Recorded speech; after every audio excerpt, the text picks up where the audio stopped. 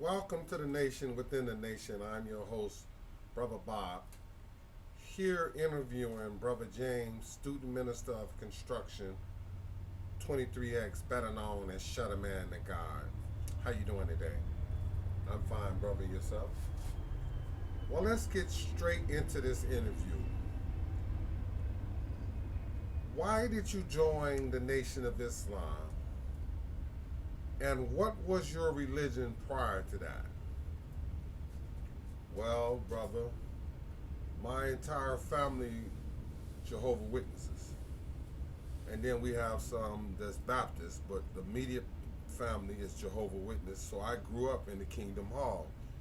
I never got baptized, but that really was going to be my religion to the day I died. My grandmother, my father, my aunties, a lot of my cousins are Jehovah Witness right to the day. My mother, she's a Baptist. So I believe it was. I knew about the Nation of Islam. I even worked for a company called Star Point Construction, which the minister brother Alvin worked for them, and then the minister brother was a master welder. He built a bird cage for my father, which was he had a welding shop in Chicago, which was 8 feet by 8 feet, and it stood on a platform, and it came up to about almost 8 feet. But he made it where you could put it together. It was a masterpiece. The bird cage was a masterpiece. So I knew that was the minister brother. I knew I did work for Dennis Muhammad. His first company was called New Concept Construction, and then he had Muhammad Ali Construction. So I worked for Dennis when I was 13, 14, 15. He wanted, and all my uncles worked for him too. He wanted me to accept Islam then, and I wasn't ready to give up my pork, my chitlins, and all that foolishness. So I wasn't ready to accept Islam. And then we had a good friend of mine, Tom Weathers. He went on to be with the Lord. May Allah be pleased with Brother Tom. His wife told me that I need to be with Farrakhan because I was strong and I was a leader and I could move men. And she said we would make a good team.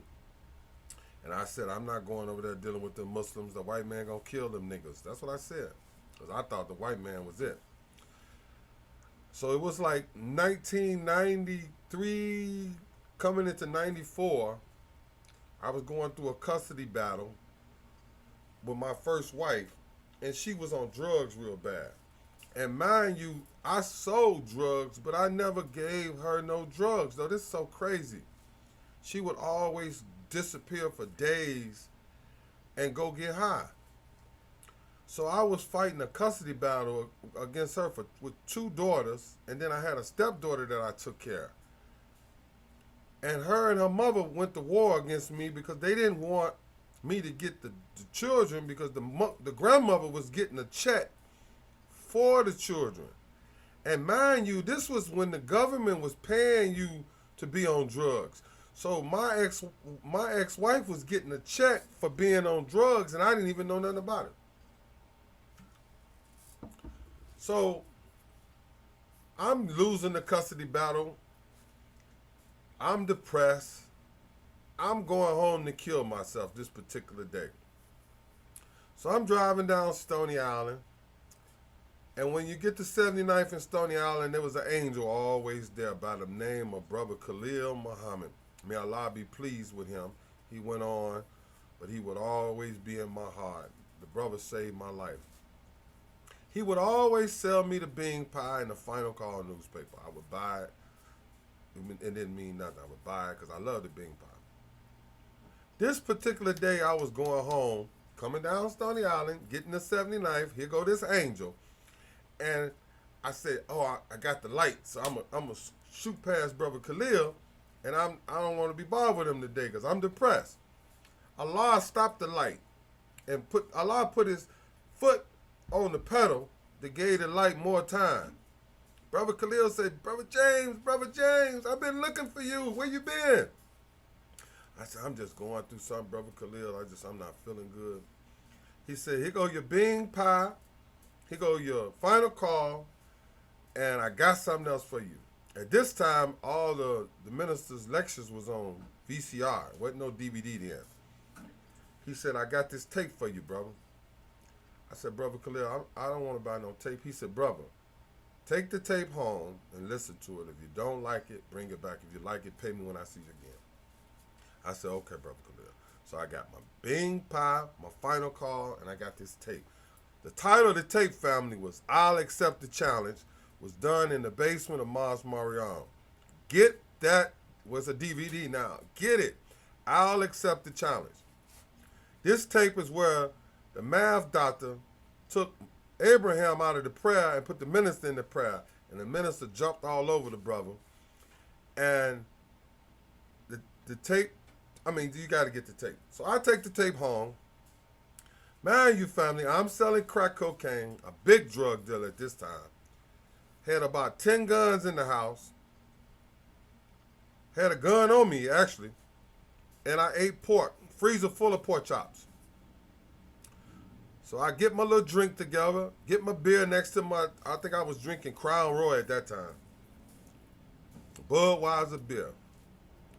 Whoa. Allah. So, put the tape on.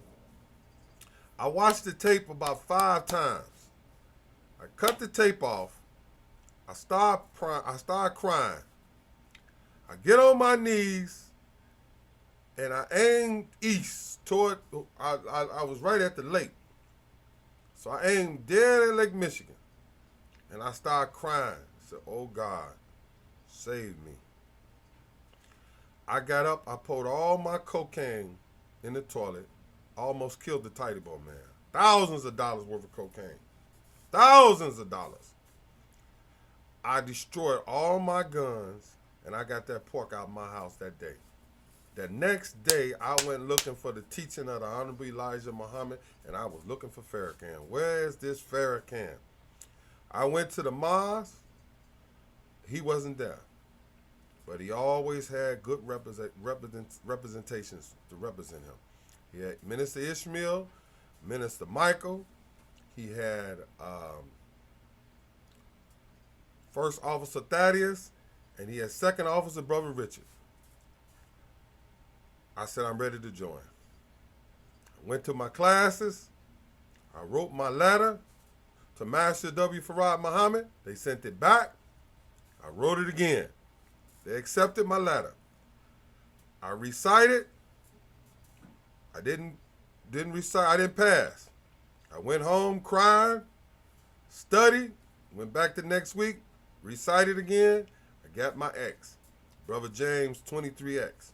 Now, meanwhile, I'm at war with my grandmother because she a Jehovah's Witness and I'm finna be a Muslim. So she dog walking me now. But she wasn't dog walking me when I was selling drugs, though. And she knew it. So I joined the nation, stopped eating pork, stopped selling drugs, no more guns. I helped put together the Million Man March. I was able to go to the farm, and one of the first carpenters on the farm, helped build the farm for the minister, worked in his bedroom and did some beautiful work in his bedroom. You know, when you work in a man's bedroom, you're working near a man's heart. And I'm here. I've been in the nation like 93, 94, and I'm not going nowhere. But I got to do better. I'm going to rededicate myself.